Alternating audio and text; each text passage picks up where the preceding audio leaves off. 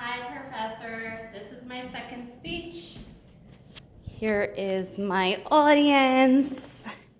Thank you guys for coming. So for my second speech, personal experience, I am going to be talking about when I got my motorcycle license. It was a very, very scary experience for me. I had tried several times to learn how to ride.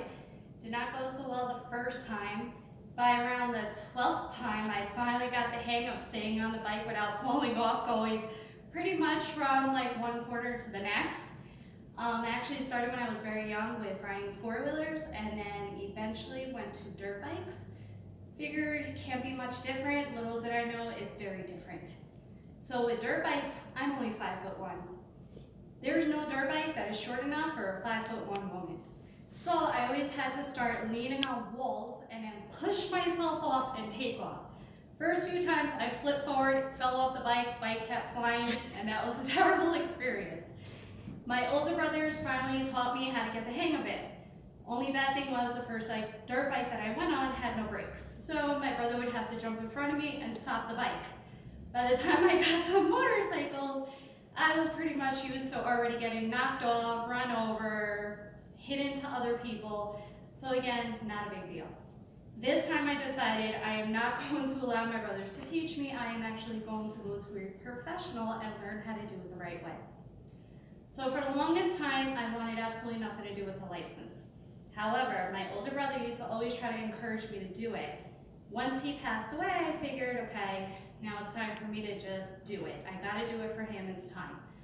So I went to Newburgh to the Motorcycle Museum. I took a 3-day course to get my license. It was pretty interesting.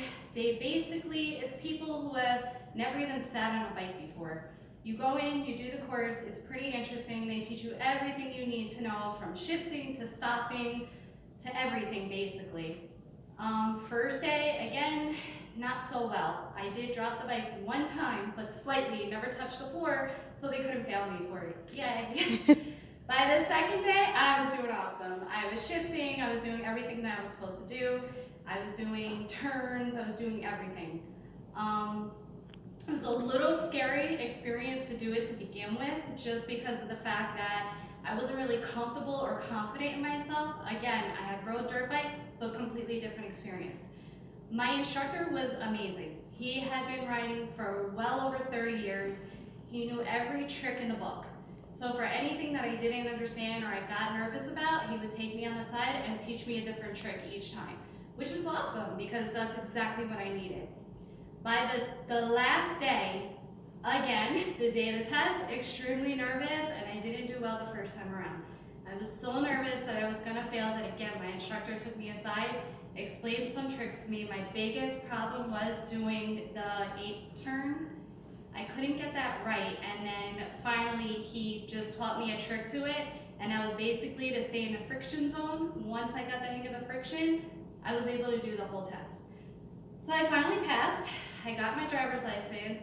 It was probably the scariest experience of my life next to taking my driving test, which, let's not go there because I failed that one the first time around, but I got it on the second try. So yeah, I guess everything I do takes me 2 tries.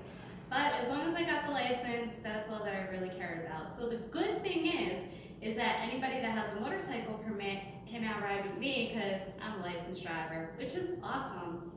So if any of you guys out there have a permit, you need a motorcycle licensed driver, you can come see me. We'll have fun this summer.